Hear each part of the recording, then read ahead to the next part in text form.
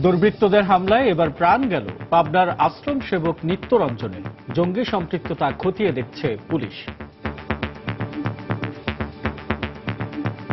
নিরীহ একজন কর্মী, তাকে এইভাবে হত্যা করা হয়েছে। সারা দেশে সংখ্যালঘু নিধনের যে মহাযজ্ঞ চলছে, তারই অংশ হিসাবে আজকের এই ঘটনা ঘটেছে। কোন জঙ্গি সম্পৃক্ততা আছে কিনা এই বিষয়টা আমরা সবকিছু আমলে নিয়েই আমরা তদন্ত কার্যক্রম শুরু করেছি। বাংলাদেশে ভিন্ন মতের অসহিষ্ণু ব্যক্তিরাই হত্যাকাণ্ড ঘটাচ্ছে, মার্কিন পররাষ্ট্র মন্ত্রণালয়ের ব্রিফিং।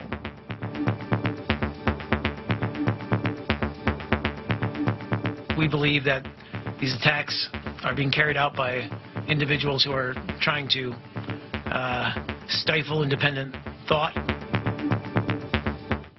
দেখছিলেন প্রধান শিরোনাম। সন্ধ্যার সময়ের সঙ্গে আছি আমি পারমিতা হিম এবং আমি আসাদ আজিম। এবার অন্যান্য শীর্ষ সংবাদ। সারা দেশে পুলিশের জঙ্গি বিরোধী সাঁড়াশি অভিযানে আটক ৮ শতাধিক। সাতক্ষীরায় চরমপন্থী নেতা সানা কথিত বন্দুকযুদ্ধে নিহত। বিএনপি নেতাকর্মীদের দমনেই সরকারের সাঁড়াশি অভিযান, আশঙ্কা ফখরুলের। জঙ্গিদের আড়াল করতে বেগম জিয়া গুপ্ত হত্যায় সরকারকে জড়িয়ে বক্তব্য দিচ্ছেন, মন্তব্য আওয়ামী লীগের। শাহজালাল আন্তর্জাতিক বিমানবন্দরে পাকিস্তান থেকে আনা ১,৩০,০০,০০০ ভারতীয় মুদ্রা জব্দ। ২ বাংলাদেশি আটক।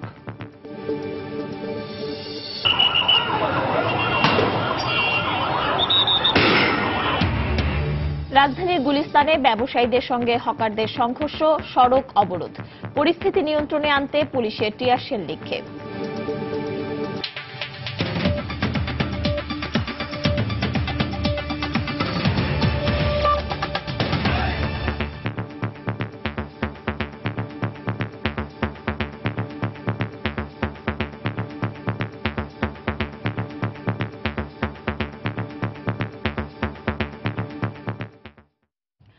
পাবনার হেমায়েতপুরে একটি সেবাশ্রমের সেবক নিত্যরঞ্জন পাণ্ডেকে কুপিয়ে হত্যা করেছে দুর্বৃত্তরা।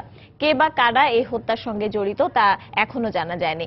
তবে এই ঘটনায় জঙ্গি সংশ্লিষ্টতার বিষয়টি খতিয়ে দেখা হচ্ছে বলে জানিয়েছে পুলিশ। এই ঘটনায় অতিরিক্ত পুলিশ সুপারকে প্রধান করে ৩ সদস্যের কমিটি গঠন করা হয়েছে। পাবনা থেকে এস.এ. আসাদ এবং গোপালগঞ্জ থেকে আমির হামজার পাঠানো তথ্য ছবি নিয়ে ডেস্ক রিপোর্ট। নিহত নিত্যরঞ্জন পাণ্ডের গ্রামের বাড়ি গোপালগঞ্জের আড়ুয়া কংসুর গ্রামে এখন শুধুই আহাজারি। ধর্মপ্রচারের জন্য দীর্ঘদিন ধরে পরিবারের মানুষগুলোকে দূরে ফেলে পাবনায় একাই বসবাস করতেন তিনি। নিরীহ এ মানুষটির এভাবে চলে যাওয়া কোনোভাবেই মেনে নিতে পারছেন না স্বজনরা। তার যে কোনো শত্রু ছিল এটা আমার জানা নাই, কিন্তু যেভাবে মারা গেছে, কিভাবে কি মারা গেছে তাই জানি না। সরকার যেন এর সুব্যবস্থা করে আর যেন এরকম অকাল মৃত্যু না হয়। শুক্রবার ভোরে পাবনার হেমায়েতপুরে প্রতিদিনের মতো হাঁটতে বের হন শ্রী শ্রী ঠাকুর অনুকূল চন্দ্র সেবাশ্রমের সেবায়েত নিত্যরঞ্জন পাণ্ডে। কিছু দূর যাওয়ার পর পাবনার মানসিক হাসপাতালের সামনে পৌঁছালে একদল দুর্বৃত্ত তার উপর হামলা চালায়। এ সময় তাকে এলোপাতাড়ি কুপিয়ে মৃত্যু নিশ্চিত করে পালিয়ে যায় তারা। খবর পেয়ে পুলিশ ঘটনাস্থলে পৌঁছে লাশ উদ্ধার করে ময়না তদন্তের জন্য পাবনা জেনারেল হাসপাতালে পাঠায়। আসলে সবচেয়ে নিরীহ একজন কর্মী, তাকে এইভাবে হত্যা করা হয়েছে। এদিকে সংখ্যালঘুদের উপর একের পর এক হামলার তীব্র প্রতিবাদ জানিয়েছেন হিন্দু, বৌদ্ধ, খ্রিস্টান ঐক্য পরিষদের নেতারা। দ্রুত জড়িতদের গ্রেফতার করে আইনের আওতায় আনার দাবি জানান তারা। তার কোনো পূর্ব শত্রুতাও নেই। তাকে হত্যা করা মানে একটি জানান দেওয়া যে এই দেশে যারা সংখ্যালঘু আছে তারা নিরাপদ নয়। আমরা পাবনা প্রশাসনকে পূর্বেই সমস্ত মন্দির এবং ধর্মীয় প্রতিষ্ঠানগুলোর সতর্কতা বাড়ানোর জন্য আবেদন করেছিলাম। তৎসত্ত্বেও আজকের এই মর্মান্তিক ঘটনা অত্যন্ত দুঃখজনক। এই সারা দেশে সংখ্যালঘু নিধনের যে মহাযজ্ঞ চলছে, তারই অংশ হিসাবে আজকের এই ঘটনা ঘটেছে বলে আমরা মনে করি। হত্যাকাণ্ডের সঙ্গে জঙ্গি সংশ্লিষ্টতা আছে কিনা বিষয়টি খতিয়ে দেখছে পুলিশ। একটা তদন্ত টিম আমরা গঠন করে দিয়েছি অতিরিক্ত পুলিশ সুপারের নেতৃত্বে। কোন জঙ্গি সম্পৃক্ততা আছে কিনা এই বিষয়টা আমরা সবকিছু আমলে নিয়েই আমরা তদন্ত কার্যক্রম শুরু করেছি। নিত্যরঞ্জন পাণ্ডে শ্রী শ্রী ঠাকুর অনুকূল চন্দ্র সেবাশ্রমে 40 বছর ধরে সেবায়েত হিসেবে কাজ করছিলেন। সময় সংবাদ, পাবনা। যারা ভিন্ন মত সহ্য করতে পারে না, বাংলাদেশে এমন ব্যক্তিরাই সাম্প্রতিক সহিংস হত্যাকাণ্ড ঘটাচ্ছে বলে মনে করে যুক্তরাষ্ট্র। বৃহস্পতিবার ওয়াশিংটনে বিদেশি সাংবাদিকদের জন্য আয়োজিত সংবাদ সম্মেলনে এই কথা বলেন পররাষ্ট্র মন্ত্রণালয়ের মুখপাত্র মার্ক টোনার। বাংলাদেশ প্রসঙ্গে প্রশ্নের জবাবে মার্ক টোনার সম্প্রতি বিভিন্ন হত্যাকাণ্ডের বিষয়ে উদ্বেগ প্রকাশ করেন। বাংলাদেশের নিরাপত্তা বিষয়ে যুক্তরাষ্ট্র সবসময় পাশে আছে উল্লেখ করে টোনার বলেন, এসব হত্যাকাণ্ডের মাধ্যমে বাংলাদেশকে বিভাজনের চেষ্টা চলছে। তিনি হুমকি মোকাবেলায় বাংলাদেশ সরকারের পাশে থাকার আশ্বাস দেন।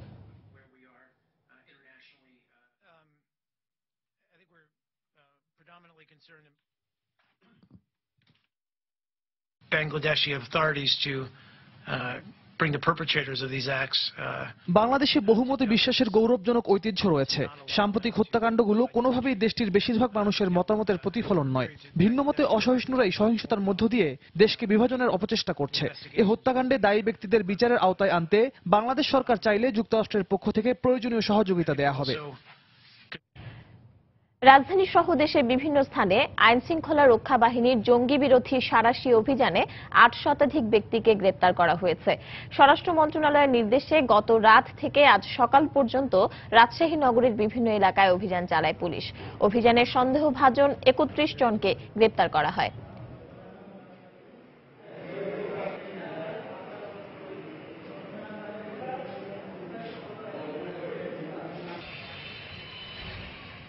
একই সময়ে কুষ্টিয়ার ৬ উপজেলায় অভিযান চালিয়ে ৫৭ জনকে গ্রেপ্তার করে পুলিশ।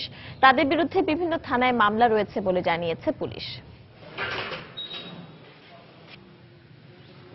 সাতক্ষীরায় এখন পর্যন্ত ৩৫ জনকে গ্রেপ্তার করা হয়েছে।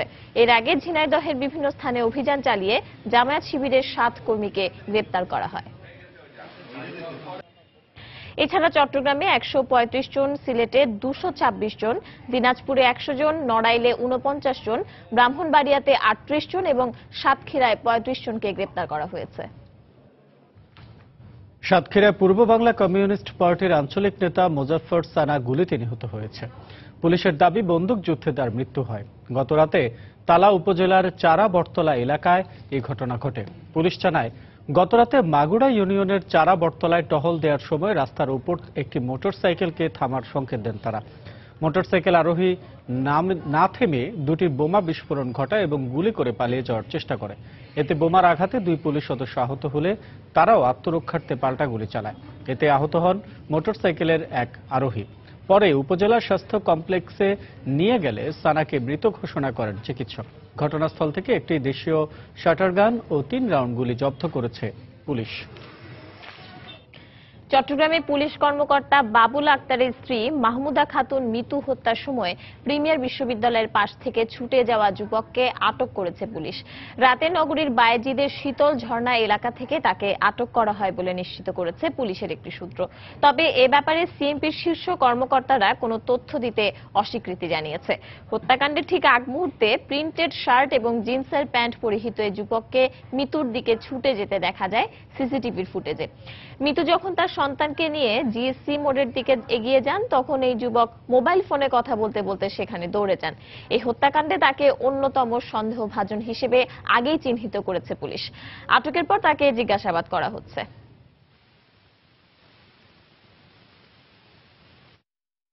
বিভিন্ন লোকজনকে বিভিন্ন জায়গা থেকে করা হচ্ছে, জিজ্ঞাসাবাদের জন্য। অগ্রগতি তো অবশ্যই, অগ্রগতি তো থাকবেই। আমাদের তো কাজ করে যাচ্ছি। সন্ধ্যার সময় আরো থাকছে। রাজধানীর আগারগাঁওয়ে বিভিন্ন খাবার হোটেল ও ফলের দোকানে ভেজাল বিরোধী অভিযান, বাসি ও পচা খাবার রাখার দায়ে 5টি প্রতিষ্ঠানকে জরিমানা।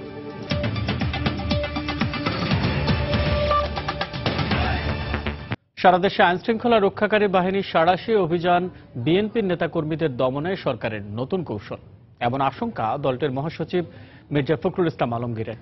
সকালে রাজধানীর পঙ্গু হাসপাতালে চিকিৎসাধীন গাইবান্ধার এরিন্ডা বাড়ি ইউনিয়ন পরিষদের চেয়ারম্যান প্রার্থী আজিজুর রহমানকে দেখতে গিয়ে তিনি সাংবাদিকদের একথা বলেন। সারা দেশে ইউনিয়ন পরিষদ নির্বাচনে সহিংসতাকে নজিরবিহীন মন্তব্য করে এজন্য নির্বাচন কমিশনকে দায়ী করেন তিনি। সরকারের দলীয় এজেন্ডা বাস্তবায়নের জন্য নির্বাচন কমিশন কাজ করছে বলেও মন্তব্য করেন ফখরুল। সরাসরি অভিযানের কথা বলে ইতিমধ্যেই ক্রস ফায়ার বা তথাকথিত বন্দুকযুদ্ধের ঘটনা বেড়ে গেছে। 9 জন ইতিমধ্যেই বন্দুকযুদ্ধে নিহত হয়েছেন। এটা হচ্ছে তাদের সেই কৌশল, যে কৌশল করে তারা এখানে জনগণের আন্দোলনকে দমিয়ে রেখেছিল।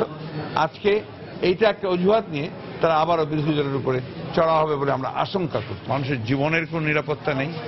বিশেষ করে এবার এই ইউনিয়ন পরিষদ নির্বাচনকে কেন্দ্র করে 6টি ধাপে সারা দেশে যে সহিংসতা হয়েছে, এটা অতীতে আর কখনো ঘটেনি, একটা নজিরবিহীন ঘটনা ঘটেছে। নির্বাচন কমিশন তাদের অযোগ্যতা, দলীয় যে আনুগত্য, সেইভাবে তারা কাজ করেছে। অন্যদিকে জঙ্গিদের আড়াল করতে খালেদা জিয়া সরকারকে অভিযুক্ত করে বক্তব্য দিয়েছেন বলে মন্তব্য করেছেন 14 দলের সমন্বয়ক ও স্বাস্থ্যমন্ত্রী মোহাম্মদ নাসিম। বিকেলে 14 দলের বৈঠক শেষে ব্রিফিংয়ে তিনি এ মন্তব্য করেন। তিনি জানান, বিএনপি জামায়াতের দেশবিরোধী চক্রান্তের প্রতিবাদে আগামী 19 জুন সারা দেশে মানববন্ধন করবে আওয়ামী লীগ। প্রকাশ্যে খালেদা জিয়া গতকাল বলেছেন এই ঘটনাগুলো নাকি ক্ষমতাসীন দল করছে। তার মানে কি? তিনি প্রকাশ্যে এই খুনিদেরকে প্রশ্রয় দিচ্ছেন, প্রোটেকশন দিচ্ছেন, তার পক্ষ অবলম্বন করেছেন। তার অর্থ হলো তিনি এখন প্রকাশ্য ঘুমটা খুলে নেমে গেছেন এই খুনিদের রক্ষা করার জন্য। 19 জুন ঢাকা সহ সারা দেশে 1 ঘন্টার জন্য 3টা থেকে 4টা পর্যন্ত মানববন্ধন অনুষ্ঠিত হবে। বিএনপি জামায়াত পরিকল্পিতভাবে টার্গেট কিলিং এর মাধ্যমে বাংলাদেশের ভাবমূর্তি নষ্ট করার চেষ্টা করছে বলে মন্তব্য করেছেন বাণিজ্যমন্ত্রী তোফায়েল আহমেদ। দুপুরে ভোলায় নিজ বাসভবনে দলীয় নেতাকর্মীদের সঙ্গে মতবিনিময়কালে তিনি একথা বলেন। টার্গেটেড কিলিং হয়, এটা সুপরিকল্পিত। এটা বিএনপি জামাত এই টার্গেটেড কিলিং করে দেশে বিদেশে বাংলাদেশের সুনামপূর্ণ করতে চায়। আজকে বাংলাদেশ আন্তর্জাতিক বিশ্বে একটা মর্যাদাশালী দেশ। পৃথিবীর বিভিন্ন গবেষণা প্রতিষ্ঠান বলে যে আগামী দিনগুলোতে যে সমস্ত দেশ অর্থনৈতিকভাবে লাভবান হবে, এগিয়ে যাবে বাংলাদেশ তার মধ্যে অন্যতম। খালেদা জিয়া এখন হতাশায় ভুগছেন। তিনি নির্বাচন না করে আজকে জনগণের থেকে বিচ্ছিন্ন হয়ে গেছে। রাজধানীর গুলিস্তানে ব্যবসায়ীদের সঙ্গে হকারদের কয়েক দফা সংঘর্ষ হয়েছে। প্রত্যক্ষদর্শী ও পুলিশ জানায়, বেলা 11টার দিকে ফুলবাড়িয়ায় ঢাকা ট্রেড সেন্টারের ব্যবসায়ীদের সঙ্গে হকারদের কথা কাটাকাটি হয়। এক পর্যায়ে ঢাকা ট্রেড সেন্টারের সামনের ফুটপাতে হকারদের বসা নিয়ে দুপক্ষের মধ্যে সংঘর্ষ বাধে। অগ্নিসংযোগ ও ভাঙচুর করা হয় ফুটপাতের বেশ কয়েকটি দোকানে। পরিস্থিতি নিয়ন্ত্রণে আনতে পুলিশ কয়েক দফা টিয়ার সেল নিক্ষেপ ও লাঠিচার্জ করে। প্রায় ঘণ্টা ব্যাপী চেষ্টার পর পরিস্থিতি নিয়ন্ত্রণে আসলেও বিকাল 3টার দিকে রাস্তায় যান চলাচল স্বাভাবিক হয়। এই ঘটনায় মতিঝিল বিভাগের ডিসি আনোয়ার হোসেন সহ বেশ কয়েকজন আহত হয়। আটক করা হয় শতাধিক ব্যক্তিকে। সংঘর্ষের পর ডিএমপি কমিশনার আসাদুজ্জামান মিয়া ঘটনাস্থল পরিদর্শন করে দোষীদের বিরুদ্ধে দ্রুত আইনগত ব্যবস্থা নেওয়া হবে বলে জানান। আমরা এটাকে উচ্ছেদ করেছে সিটি কর্পোরেশন ডিএমপি আমরা মিলে জনগণের চলাচলের সুবিধার্থে। এখন এটির পরে তারা যদি গোলমাল করে আইনানুগ ব্যবস্থা যেটা নেওয়ার, জননিরাপত্তা বিঘ্নিত করছে, সংঘর্ষ করছে, সেটা লফুলি অ্যাকশন আমরা নিব। মামলা হবে, গ্রেপ্তার হবে, বিচার হবে। কারোর ললেসনেস এটা আমরা মেনে নেব না। যে ললেসনেস করে তার বিরুদ্ধে ব্যবস্থা। 1,30,00,000 ভারতীয় মুদ্রা সহ এক যাত্রী ও তার এক সহযোগীকে আটক করেছে শুল্ক গোয়েন্দা কর্তৃপক্ষ। সকালে হযরত শাহজালাল আন্তর্জাতিক বিমানবন্দর থেকে তাদের আটক করা হয়। আটক ভারতীয় মুদ্রা জাল বলে প্রাথমিক ধারণা শুল্ক গোয়েন্দা কর্তৃপক্ষের। তারা জানায়, সকালে এয়ার এরাবিয়ার একটি ফ্লাইটে আসা যাত্রীর লাগেজ স্ক্যান করে ভারতীয় মুদ্রা পায় তারা। আটক যাত্রী পাকিস্তানের করাচি থেকে শারজাহ হয়ে ঢাকায় আসেন। মুদ্রার উৎস গন্তব্য নিয়ে তদন্ত চলছে বলে জানায় শুল্ক গোয়েন্দারা। আটক মুদ্রাগুলো জাল বলে আমরা প্রাথমিকভাবে শনাক্ত করেছি। সুতরাং জাল মুদ্রা ডেফিনেটলি অবৈধ কাজে ব্যবহার করার জন্য এটা আনা হয়েছে। এটি আন্তঃদেশীয় একটি অপরাধ, কারণ এখানে সোর্স কান্ট্রি কিন্তু বাংলাদেশ না, সোর্স কান্ট্রি হচ্ছে বাংলাদেশের বাইরে, এবং এখানে মুদ্রিত হচ্ছে নকল মুদ্রা। সেই মুদ্রাগুলো কিন্তু বহন করছে একজনে, প্ল্যানিং করছে আরেকজন, ব্যবহার হয়তো আরেকজনে করবে, অথবা এর পিছনে হয়তো আরেকটা চক্র আছে।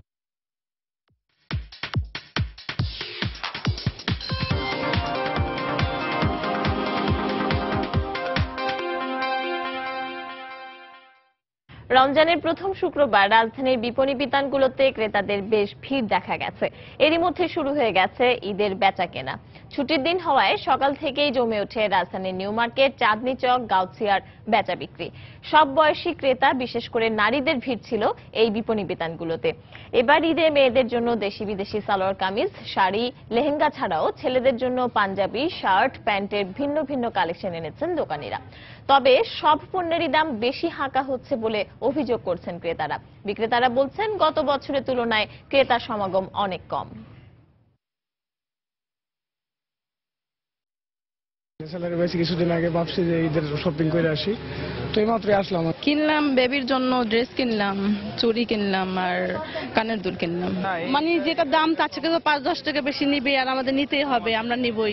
এই সময়টা আমরা আসলে অনেক ভিড়ের মধ্যে থাকতাম বা অনেক ব্যস্ততার মধ্যে থাকতাম, কিন্তু অন্য বারের চাইতে এই বাড়িটা একদম আমরা ফ্রি। সকাল দুপুর থেকে এখন একটু কাস্টমার বেশি দেখা যাইতেছে, কিন্তু বেচা কিনাটা তেমন বাড়তেছে না এখনো। সামনে আশা করতেছি যদি বাড়ে। তুলনামূলক কম আর কি, এখন তুলনামূলক কম, মনে করো 10,000 বেতন বাড়বে, মানে কাস্টমার বাড়বে, বেতনই বাড়বে।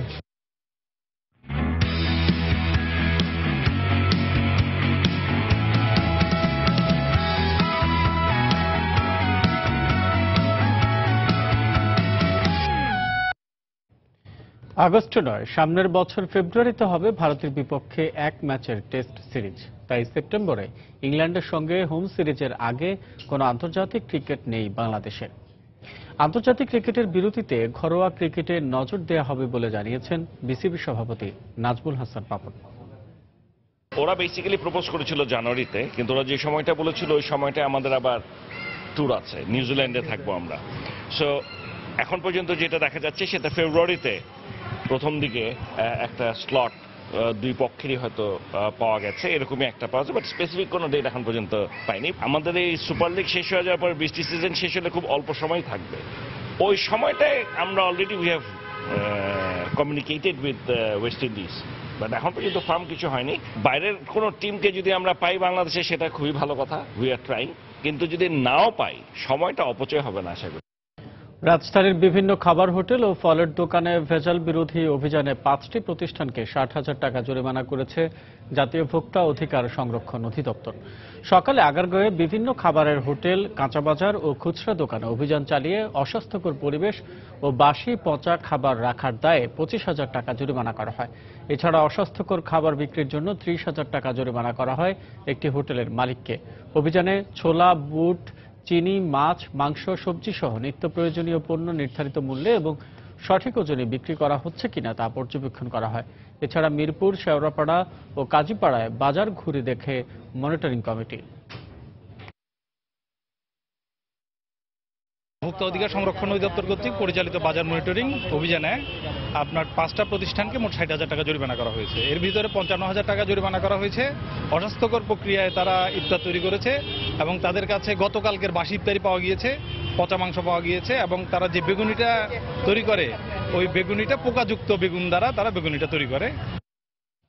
বিআরটিএ দুর্নীতিমুক্ত না হওয়ায় হতাশা প্রকাশ করে সড়ক পরিবহন ও সেতুমন্ত্রী অভিযোগ করেছেন শুধু দালাল নয়, দুর্নীতির সঙ্গে বিআরটিএর কর্মকর্তারাও জড়িত। সকালে রাজধানীর বিয়াম মিলনায়তনে বাংলাদেশ সড়ক পরিবহন কর্তৃপক্ষ বিআরটিএ পরিচালিত সার্বিক কার্যক্রমের অগ্রগতি পর্যালোচনা সভায় তিনি এ অভিযোগ করেন। কবে পাবো দালাল মুক্ত বিআরটিএ? ভেতরে যদি যোগ না থাকে তাহলে তারা প্রশ্রয় পায় কিভাবে? কোথাও কোথাও বিআরটিএ চেয়ার টেবিল নিয়ে বসে দালালরা তাদের কর্মকাণ্ড চালিয়ে যায়। 14টা স্পটে 3টি শিফটে 1000 সড়ক স্বেচ্ছাসেবক নিয়োগ করছি। তারা যানজট নিরসনে পুলিশকে সহায়তা দেবে। এবার এটা বাড়তি ব্যবস্থা। আর বিআরটিএ কে যানজট নিরসনের রাস্তাগুলোকে দখলমুক্ত করতে হবে, যে কোনো অবস্থা রাস্তা দখলমুক্ত রাখতে হবে। সন্ধ্যার সময় আরো থাকছে ফুটবল উৎসবে মেতে উঠতে প্রস্তুত ইউরোপ। ইউরো চ্যাম্পিয়নশিপের উদ্বোধনী ম্যাচে রাতে স্বাগতিক ফ্রান্সের প্রতিপক্ষ রোমানিয়া।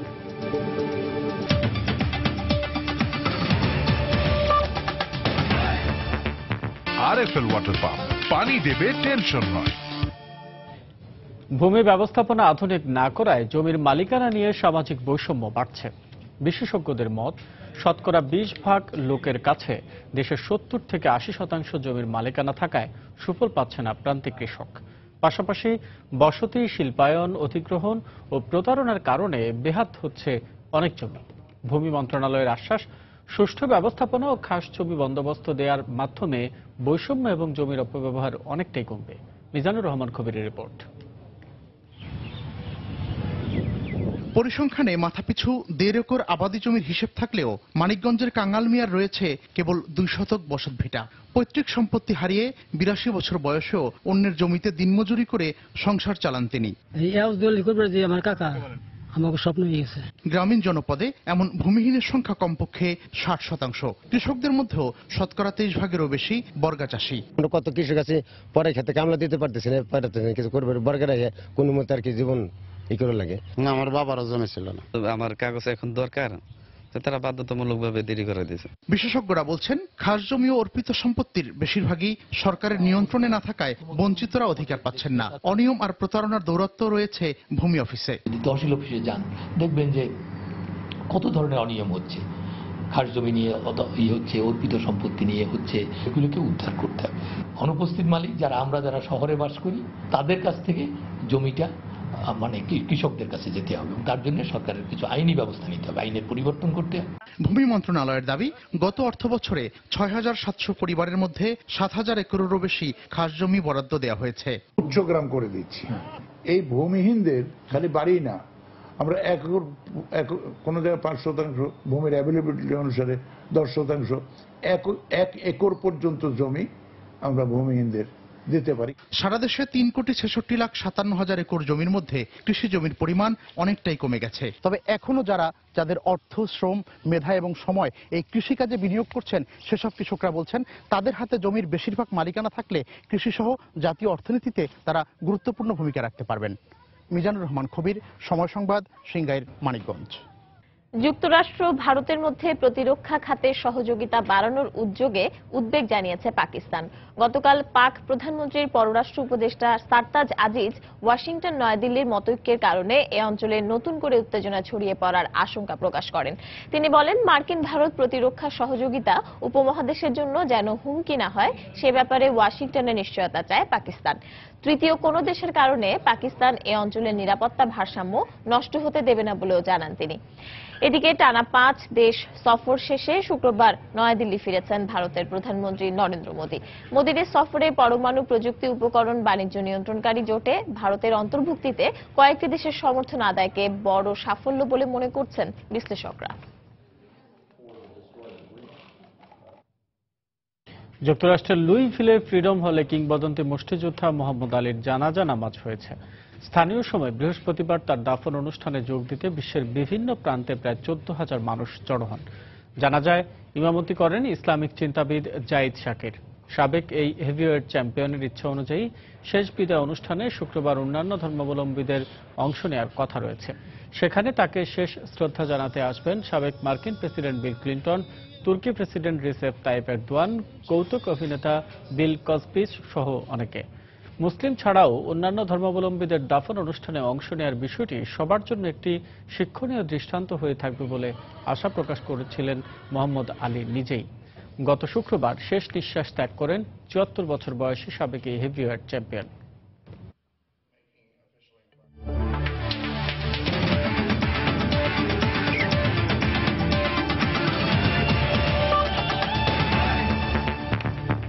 ইউরোর জন্য প্রস্তুত ফ্রান্স। ইউরো ফুটবলের মর্যাদার এই আসরে এবারই প্রথম অংশ নিচ্ছে 24টি দল। 10টি ভেন্যুতে হবে আসরের ম্যাচগুলো। হ্যাটট্রিক শিরোপা ঘরে তুলবে স্পেন নাকি মুকুট পড়বে নতুন কোনো দেশ, জানা যাবে 10 জুলাইয়ের ফাইনালে। এর আগে প্রতিদিন ফুটবল প্রেমীদের জন্য থাকবে নানা চমক। উদ্বোধনী ম্যাচে আজ রাত 1টায় স্বাগতিক ফ্রান্সের মুখোমুখি হবে রোমানিয়া। ইউরোপের ফুটবলের শ্রেষ্ঠত্বের আসর ইউরো ফুটবল চ্যাম্পিয়নশিপ। বিশ্বকাপের পর ফুটবল বিশ্বের অন্যতম সেরা আসর মানা হয় ইউরোকে। আধুনিক শিল্প, সাহিত্য ও দর্শনের তীর্থস্থান ফ্রান্সে বসছে বিশ্ব ফুটবলের উন্মাদনা সৃষ্টিকারী এই আসর। তৃতীয়বারের মতো এই আসরের আয়োজক হয়েছে ফরাসিরা। 1960 সালে ফ্রান্সে ইউরো চ্যাম্পিয়নশিপের শুরুটা হয়েছিল মাত্র 4টি দেশ নিয়ে। সেখান থেকে 8-16 পেরিয়ে সংখ্যাটা এখন দাঁড়িয়েছে 24-এ। 1984 পর আবারও সেই ফ্রান্সে ফিরে এসেছে ইউরো। এবারই প্রথমে 24টি দল নিয়ে হতে যাচ্ছে ইউরোপ সেরার লড়াই। উয়েফার এমন সিদ্ধান্তে যেসব দল আগে অংশগ্রহণের সুযোগ পেত না, তাদের জন্য খুলেছে অপার সম্ভাবনার নতুন দ্বার। এবার তাই প্রথমবারের মতো ইউরোপের ফুটবলীয় এই মহাযজ্ঞে নামার সুযোগ পাচ্ছে গ্যারেথ বেলের Wales, Albania, Slovakia, Northern Ireland ও আইসল্যান্ড। 24টি দল 6টি গ্রুপে ভাগ হয়ে ইউরোর মুকুট জয়ের লড়াইয়ে নামবে। গ্রুপ এতে স্বাগতিক ফ্রান্সের সঙ্গে আছে রোমানিয়া, আলবেনিয়া ও সুইজারল্যান্ড। বি গ্রুপে আছে ইংল্যান্ড, রাশিয়া, স্লোভাকিয়া ও ওয়েলস। সি গ্রুপে বিশ্ব চ্যাম্পিয়ন জার্মানির সঙ্গে আছে নর্দার্ন আয়ারল্যান্ড, পোল্যান্ড ও ইউক্রেন। ডি গ্রুপের অন্য 3 প্রতিপক্ষের চেয়ে ফেভারিটের তালিকায় এগিয়ে থাকবে স্পেন। টানা 2 বারের ইউরো চ্যাম্পিয়নদের সামনে এবার হ্যাট্রিক শিরোপা জয়ের সুযোগ। স্পেন ছাড়াও ডি গ্রুপে আরও আছে ক্রোয়েশিয়া, চেক প্রজাতন্ত্র ও তুরস্ক। ই গ্রুপে আছে বেলজিয়াম, ইতালি, আয়ারল্যান্ড ও সুইডেন। গ্রুপ এফ এ আছে হাঙ্গেরি, আইসল্যান্ড, অস্ট্রিয়া ও পর্তুগাল। ফ্রান্সের 10টি শহরের 10টি স্টেডিয়ামে হবে ইউরোর ম্যাচগুলো। এরই মধ্যে সেজে উঠেছে স্তাদে ফ্রান্স, স্তাদে ভেলোদ্রোম, পার্ক অলিম্পিক, স্তাদে পিয়েরে মৌরি, স্তাদে Geoffrey Guichard, Allianz Rivera, স্তাদে bowler ডেলেলিস ও স্তাদে মিউনিসিপাল। সব প্রস্তুতি শেষ, এখন অপেক্ষা মাঠের লড়াইয়ের, যার জন্য অধীর আগ্রহে বসে আছে সারা বিশ্বের ফুটবল প্রেমীরা। পারভিন আক্তার, সময় সংবাদ। সন্ধ্যার সময়ের এ পর্যায়ে শীর্ষ সংবাদ জানিয়ে দিচ্ছি আরেকবার। দুর্বৃত্তদের হামলায় এবার প্রাণ গেল পাবনার আশ্রম সেবক নিত্যরঞ্জনের। হতবাক এলাকাবাসী। জঙ্গি সম্পৃক্ততা খতিয়ে দেখছে পুলিশ। সারা দেশে পুলিশের জঙ্গি বিরোধী সাঁড়াশি অভিযানে আটক 8 শতাধিক। সাতক্ষীরায় চরমপন্থী নেতা সানা কথিত বন্দুকযুদ্ধে নিহত।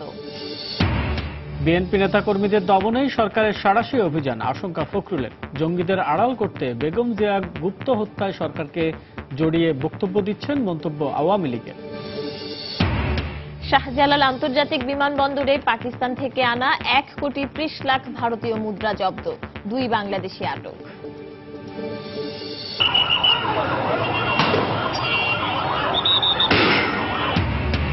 রাজধানীর গুলিস্তানে ব্যবসায়ীদের সঙ্গে হকারদের সংঘর্ষ, সড়ক অবরোধ। পরিস্থিতি নিয়ন্ত্রণে আনতে পুলিশের টিয়ার শেল নিক্ষেপ। দর্শক, এই ছিল সন্ধ্যার সময়ে। যে কোনো খবর পেতে ভিজিট করুন সময়নিউজ.টিভি আর সঙ্গে থাকুন সময়ে।